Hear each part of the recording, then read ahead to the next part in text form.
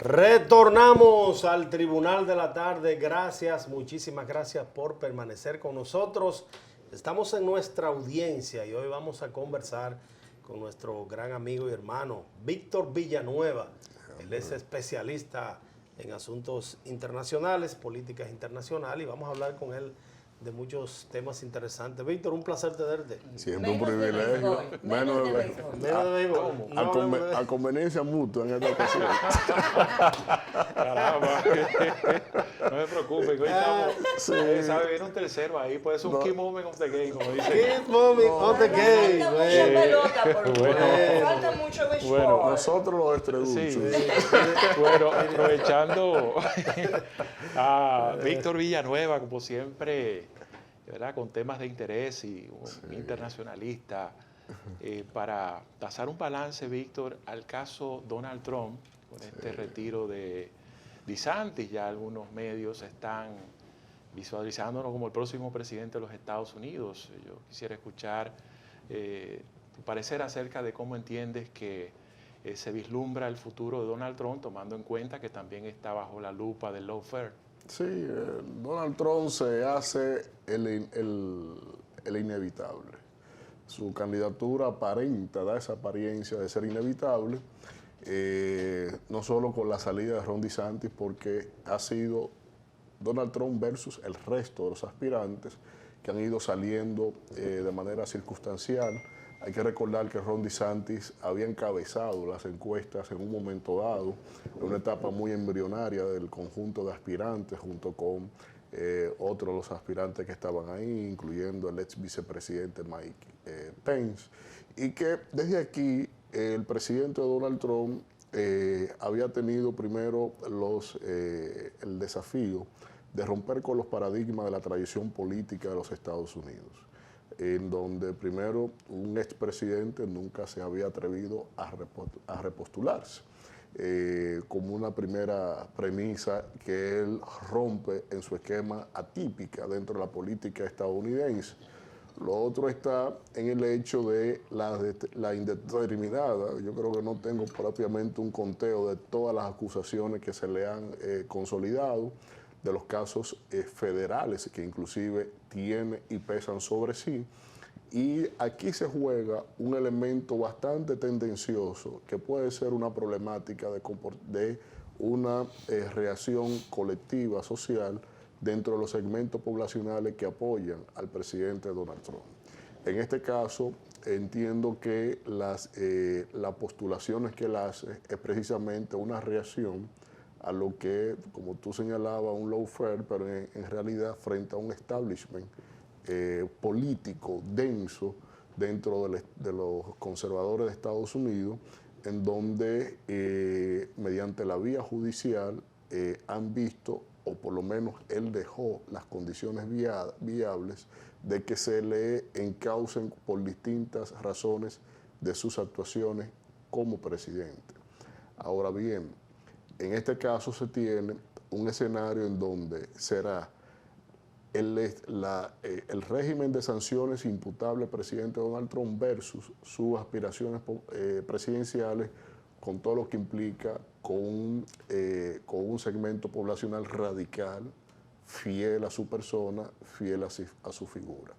Aquí viene entonces y entra al escenario en términos de polarización con la salida de DeSantis, de esta otra opción que de alguna manera viene a romper las aspiraciones de Nikki,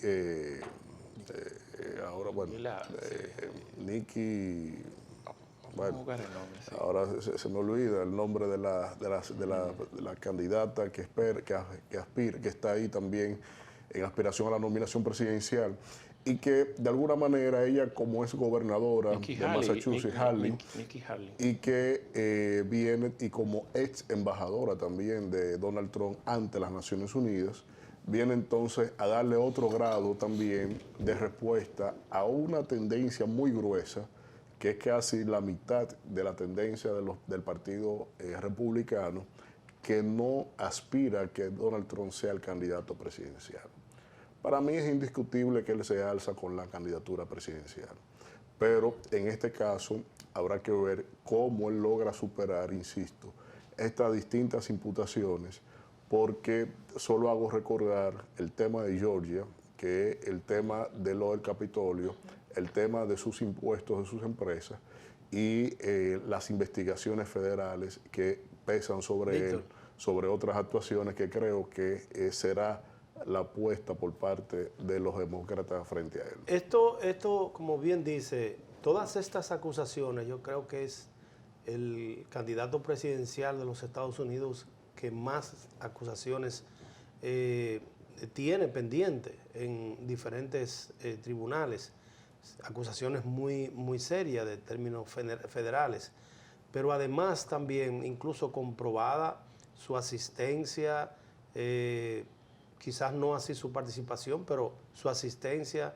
a la Isla del Placer, al apartamento famoso en West Palm Beach de Jeffrey Epstein, Sí. que él asiduamente asistía como su amigo personal.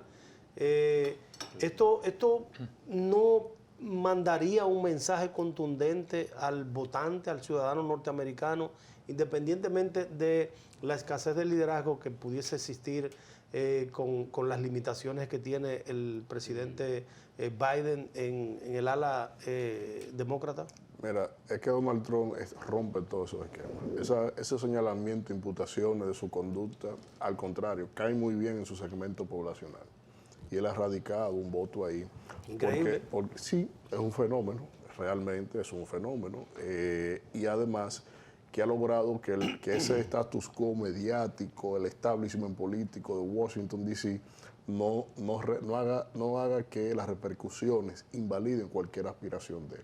Él se ha sobrepuesto sobre eso. Él entiende cómo eso funciona y siempre se le va a un paso por delante y matiza muy bien determinados postulados que construyó junto con su antiguo asesor Steve Bannon, de que sobre un escándalo, otro escándalo, sobre un escándalo, otro escándalo, otro escándalo. Entonces, tú como contrario a él, ¿a cuál de todos los escándalos le dedicas las balas? Entonces, al final y al cabo, terminas haciéndole propaganda a su producto porque los políticos en temas electorales son productos comerciales. Y no es que del salami se dijo una vez que tenía todo aquello, es que la gente salami seguirá comiendo salami. Entonces, en este caso, hay mucho ahí sobre él, sobre esto, y ese señalamiento de su conducta, en lugar de hacerle mella, afianza su figura sobre su electorado. Hay un aspecto, hemos hablado ya de los republicanos, pero hablemos del Partido Demócrata. Ante un presidente con caídas, con lapsus mentales, incluso desorientado en más de una ocasión, ¿qué vislumbras que va a pasar en esta facción política importante y gobierno en Estados Unidos? Hasta ahora el Partido Demócrata se afianza con el presidente Joe Biden. Y desde ahí las aspiraciones colectivas de otros realmente se mitigan en función a respetarle a él ese derecho de repostularse. Ahora, en este caso, en la palestra inmediata se tienen opciones como, por ejemplo, que la mayoría están descartadas de plano en términos de su posicionamiento, o la curva de ascenso versus a los aspirantes, o en este caso a la eventualidad de que sea Donald Trump, le sería muy cuesta arriba lograr mantener un posicionamiento ahí. De hecho, en las mediciones, las distintas encuestadoras estadounidenses, sobre todo con Gallup de Estados Unidos, lo que se define es que al Partido Demócrata le va mejor frente a Donald Trump si es Joe Biden que se presenta. Y solo hago recordar, claro, en un momento de esplendor, Joe Biden sacó la votación más alta que ha sacado una cantidad por encima de 90 millones de votos, que ningún candidato se había acercado a un número como ese en términos de sufragistas como tal, de personas que votaron por él de manera uninominal.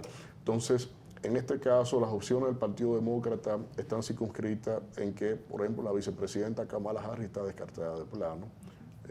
No pinta nada, las tareas que se le han puesto en términos funciones. políticos, para mí ha sido un fiasco. Ha sido el fiasco. Michelle Obama. Michelle Obama suena, es una de las figuras que se están planteando ahí, junto con alguien también de la familia Kennedy que también se ha coqueteado con algunas ideas de que pueda también entrar en la ronda de las aspiraciones. Veremos, pero dudo que en este caso pudiese entonces presentarse una opción distinta a la del presidente Biden y que por lo que se proyecta, la atención será repetir otro hito nuevo o entrar a un hito nuevo de una confrontación entre los dos antiguos del saliente y el actual presidente, en donde se verían de nuevo una contienda electoral y donde se reeditaría una lucha que sería voraz, que incluiría por primera vez el factor dentro de la estrategia judicial y que el contexto geopolítico también tendrá un rol muy determinante porque un presidente de Estados Unidos, lo he dicho con todos, indistintamente al partido que pertenezcan, un presidente de los Estados Unidos en proceso de repostulación, abajo de las encuestas, implica algún estallido de guerra en alguna zona. O sea, eso está estudiado milimétricamente porque un conflicto internacional unifica al votante dentro y se ampara en la figura. O sea que ni siquiera el conflicto Israel-Palestina, ahora mismo hemos visto los ataques de Yemen, el tema de Ucrania ha languidecido a la administración de Biden, y esto obviamente que es muy probable que esa industria de la técnica, de la política estratégica de Estados Unidos puedan hacer florecer algún estallido, algún conflicto marcado en algún punto del globo terráqueo para unificar dentro, y ha sido una constante, coincidente, tendencioso, como sea, pero siempre ha habido un caso sobre otro en un presidente que esté intentando repostularse. El asesinato de un vicecónsul haitiano en territorio dominicano puede, digamos, concluirse como un caso aislado, o entiendes que puede contribuir a la agudización de las tensiones entre ambos países? La entrada evidencia que es una muestra de lo que se entiende, de lo que se supone, de lo que se especula, concerniente a la actuación de actores criminales haitianos, sectores criminales de Haití, que tienen capacidad de operación en el país y que sin que las autoridades por lo menos lo evidencien, lo contacten, puedan dar con alguna solución. Pasó en Dajabón con unas familias un tiempecito, pasa esto de nuevo y obviamente que no hay una repercusión ni siquiera en los sometimientos en función a esto.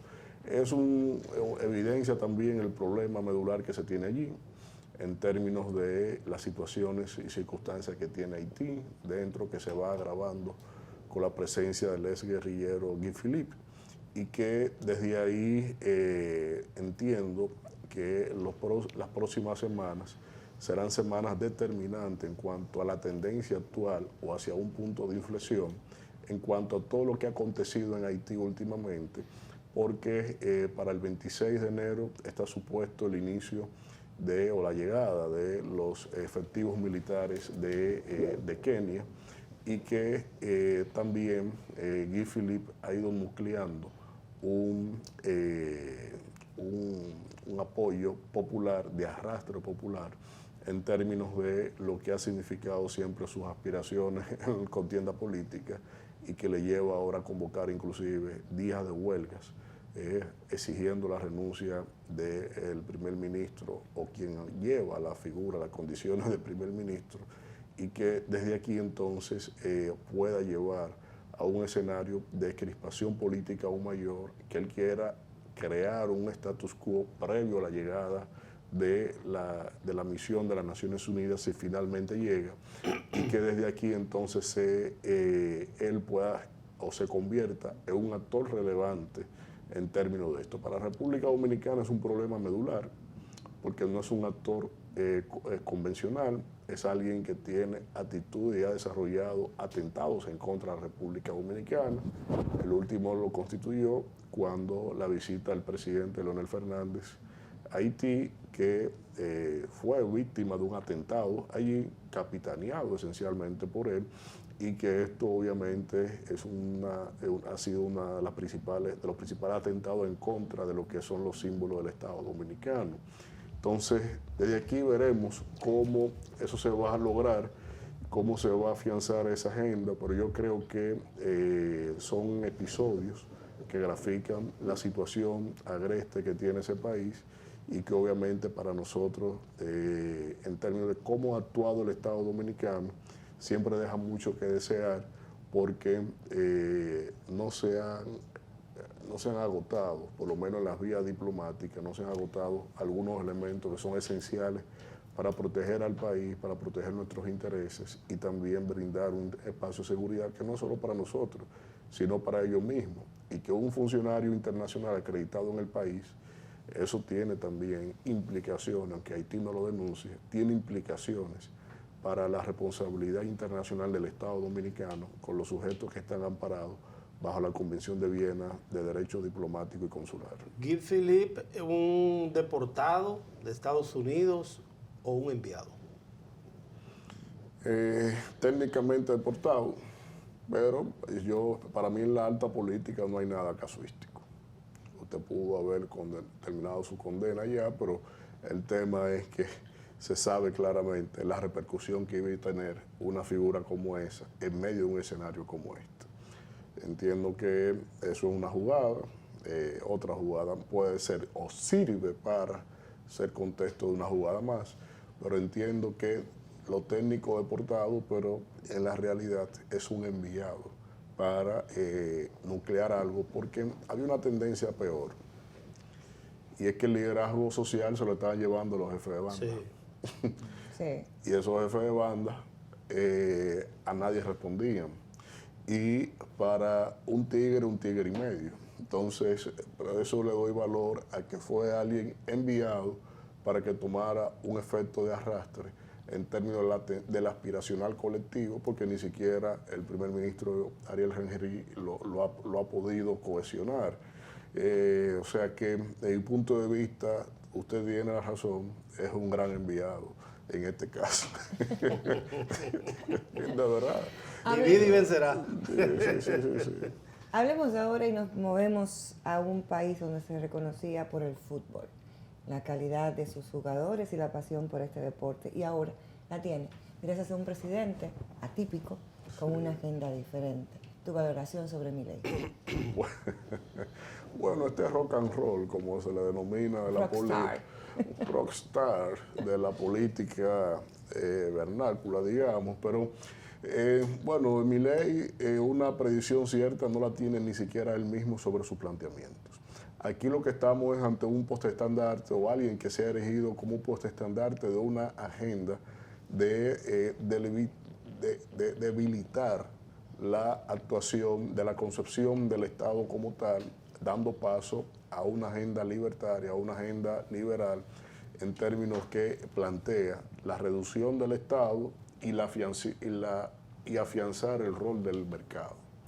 Y sobre esto es una agenda por lo cual particularmente no la promuevo, no la defino. Yo prefiero un Estado funcional que distribuya las riquezas de los pueblos, pero no que sea a merced del mercado. Y en este caso sus planteamientos están centrados ahí. Ahora, lo que él logrará es generar un status quo que promueven precisamente esos planteamientos. La eliminación del Banco Central, la dolarización, como un recetario, como un corolario de una agenda neoliberal, ultra neoliberal más bien, y que desde aquí se afianzan estos planteamientos para lograr tener un predominio de mercado. Si te fijas, el contexto geopolítico mundial lleva una tendencia precisamente de crear paralelismo a lo que es el dólar como moneda aceptada en la mercadería internacional, en las transacciones internacionales. En el caso de Argentina es un actor clave, es un miembro del G20, que se adopta lo que es un Estado que fue industrializado, erigió como un Estado agrícola e industrializado a la vez. En este caso, Argentina como potencia económica, a lo que signifique, es un actor muy importante para esos ultra neoliberales en donde definen una alianza que robustece la presencia del dólar versus lo que promueve en este caso China, Rusia, esencialmente los países miembros del BRICS. Y que desde aquí nosotros, de manera particular, lo que veo es la concreción de una figura más que promueve esos planteamientos. Ahora, el contexto interno de Argentina, donde tienen décadas languidecientes de crisis económica sobre crisis económica, cualquier idea que no fuera parte de un recetario ordinario o de un planteamiento que resultara hasta mimetista a la opinión pública, de cuidar, sí hay que tomar esta medida, pero con cuidado y ver, y años después, la gente perdió la esperanza. Y es lo que ha capitalizado la desesperanza. Ahora, fíjate cómo él, antes de cumplir su primer mes, botó la guitarra de rockstar y asumió ahí el violín o un violonchelo y tiene claramente ahora tocando unas cuerdas que van con otros matices. ¿En qué sentido? No es tan radical, ahora mitiga lo que son los efectos de sus medidas y no creo que logre tener mayores resultados. Dije aquí, en este programa, cuando se eligió a Gustavo Petro, que no esperáramos ningún tipo de resultado porque él tiene un escenario en el Congreso para reformar, para plantear sus grandes reformas de izquierda. Pero cuando tú ves el caso de Milei, tampoco tiene el Congreso.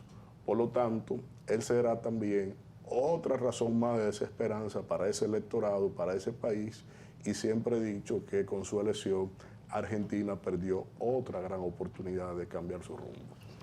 Estimado Víctor, gracias, hermano. No, siempre. Y esperamos tenerlo, y sobre todo a menos de un mes de las elecciones, una próxima oportunidad para hablar también de política local. Usted quiera. Yo dejo el pasaporte y hablamos posibilidades de se queda Bukele. Se queda Bukele. El 4 de febrero son las elecciones. Claro que se queda. Es inevitable, pero será una persona totalmente, un presidente de facto, no constitucional. Un presidente de facto. No, bueno, me enviarle pronta recuperación a Omar con usted, nuestro saludo. Ah, sí. Pronta recuperación. ¿Qué le pasó a Omar? Una intoxicación ahí. No marico ahí, la combinación. Yo le dije pero qué raro, Omar le gusta más la pizza que lo que... No sé qué comió, pero ya está en recuperación y ya... Eso fue lo que él pidió en el Super Bowl, una pizza. Él es igual que su papá. ¿Será por no trabajar mucho? Piden pizza y comida china. Bueno, señores, siempre agradecidos por la amabilidad de su sintonía. Nos vemos mañana de 5 a 6 por Telefuturo Canal 23. Feliz resto de la tarde.